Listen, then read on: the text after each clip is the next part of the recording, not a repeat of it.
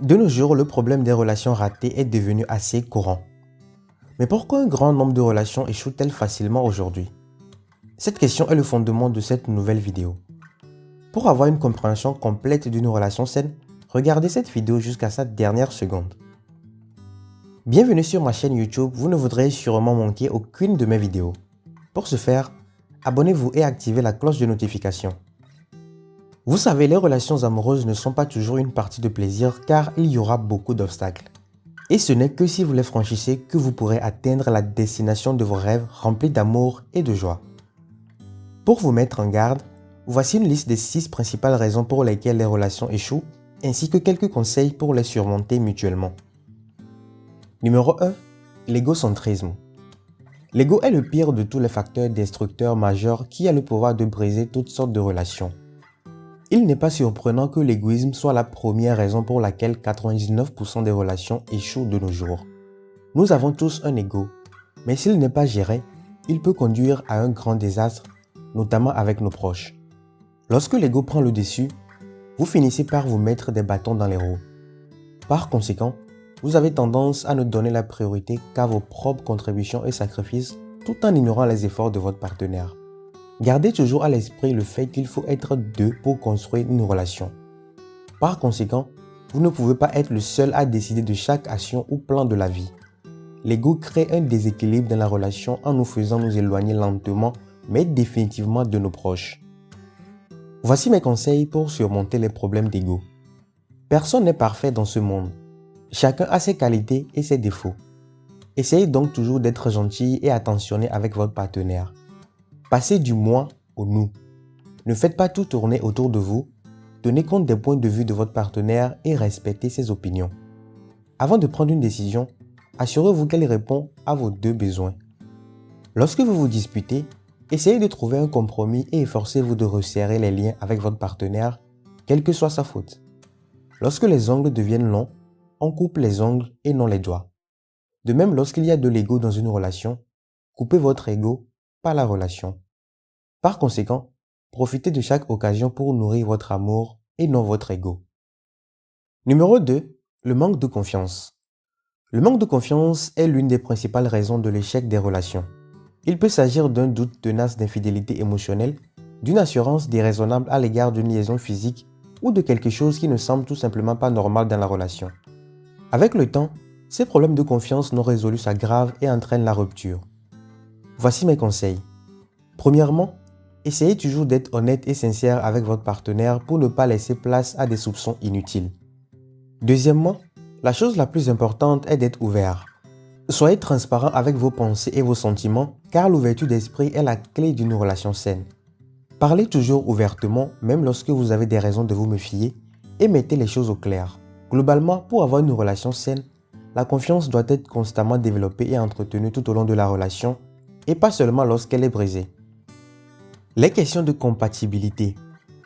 La compatibilité est un pilier important pour construire votre relation sur des bases solides. Certains couples sont ensemble mais ne sont pas à l'aise l'un avec l'autre, ce qui est dû à un manque de compatibilité entre eux. Peu importe combien ils essaient de s'entendre, ils ne sont pas compatibles car ils s'accrochent à des différences superficielles qui n'ont vraiment aucune importance. L'incompatibilité peut causer plus de frustration qu'elle n'en vaut la peine et peut finir par démolir complètement la relation. Voici mes conseils. La personne que vous aimez ne partagera pas exactement les mêmes intérêts, sentiments, pensées et opinions que les vôtres. Il n'y a pas une seule personne sur Terre qui soit compatible avec vous en tout point. Cela ne signifie pas que vous devez vous intéresser à leur centre d'intérêt ou que vous devez aussi aimer ce qu'ils aiment. Ce que vous pouvez faire, c'est simplement savoir ce qu'ils aiment, pourquoi ils l'aiment et encourager de tout cœur les intérêts de chacun. N'imposez pas de restrictions inutiles pour limiter vos choix. Respectez les points de vue et les opinions de l'autre. La compatibilité d'une relation ne peut être atteinte que si vous sortez de votre zone de confort et si vous chérissez la personne pour ce qu'elle est. Soutenez-la et respectez ses différences. Cela peut prendre un certain temps, mais vous trouverez une âme sœur compatible qui sera comme vous le souhaitez. Numéro 4. La mauvaise communication. La communication peut faire ou défaire une relation. Une mauvaise communication est souvent à l'origine de conflits et de ruptures dans les relations. Une bonne communication est donc très importante pour une relation saine. Plus nous sommes proches de quelqu'un, plus nous sommes facilement blessés et avons tendance à blesser l'autre également. En tant que couple, vous devez tous deux communiquer efficacement vos sentiments, qu'ils soient positifs ou négatifs. Le succès de toute relation repose sur la capacité de chacun à bien communiquer. Les conflits sont courants dans toute relation, mais ce qui compte, c'est la façon dont on communique et dont on les résout au plus tôt. Voici mes conseils pour vous. Vous savez, tout le monde n'a pas le même mode de communication que le vôtre. Comme chaque personne est élevée différemment, elle traite les problèmes différemment. Soyez aimables dans vos paroles, car c'est la combinaison de ce que nous disons et de la façon dont nous le disons qui blesse nos interlocuteurs.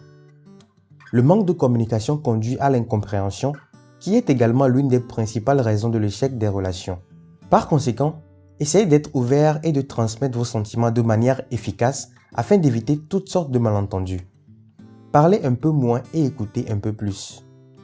Écouter votre partenaire est le moyen le plus efficace de prévenir les problèmes de communication. Ne remettez pas sans cesse sur le tapis les problèmes passés sans rapport.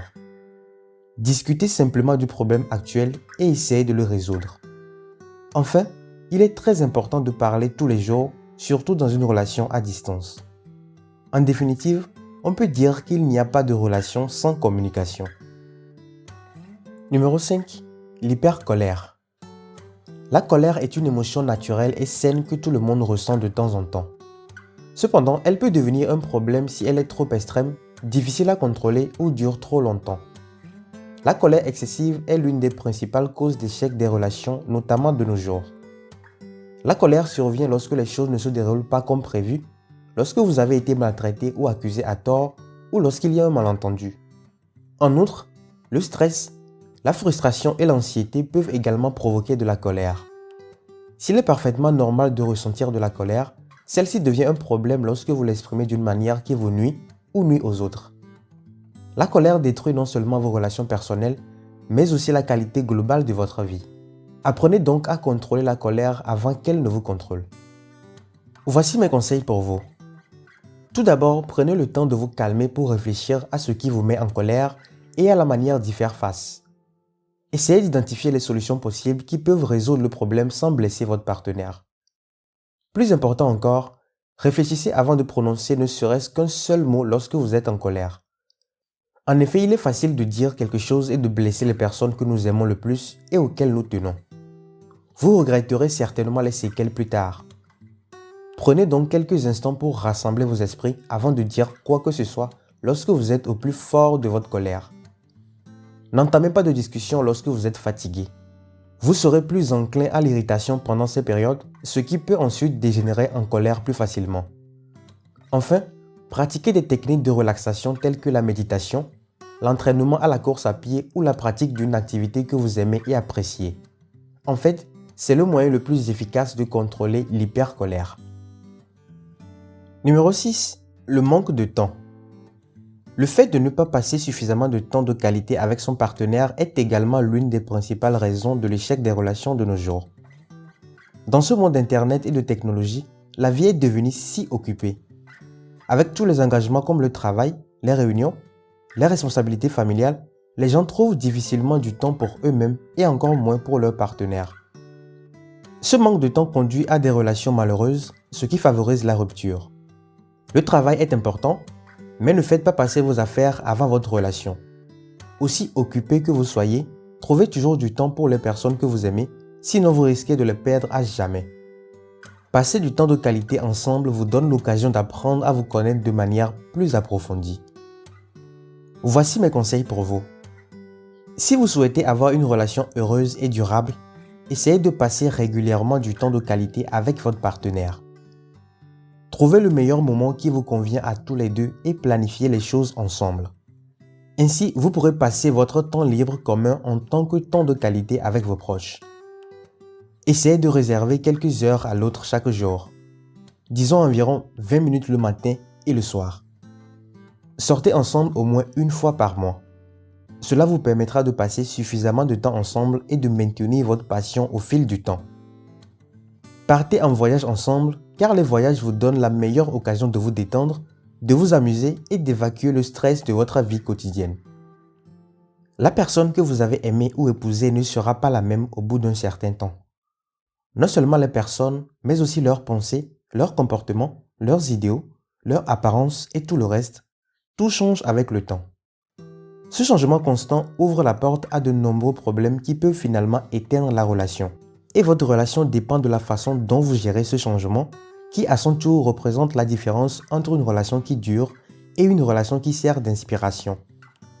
Il faut beaucoup de sacrifices, de compromis et d'engagement pour maintenir une relation en vie. Il ne s'agit pas seulement de donner son cœur et son temps à son partenaire pour explorer la beauté de la vie ensemble. Tomber amoureux est facile, mais faire durer cette relation est difficile. Oui, ça a l'air si bien au début, mais après quelques jours, la relation commence à s'effriter au fil des jours sans raison apparente. À un moment donné, vous pouvez vous demander pourquoi les choses n'ont pas marché. C'est naturel. Vous devez comprendre que les relations ne sont pas statiques car les personnes qui y sont impliquées changent avec le temps. Nous changeons tous avec le temps. Quelqu'un me contredit sur ce point? Qu'il s'exprime dans l'espace commentaire tout en précisant si ce contenu lui a été d'une quelconque utilité. Et à bientôt pour une nouvelle vidéo.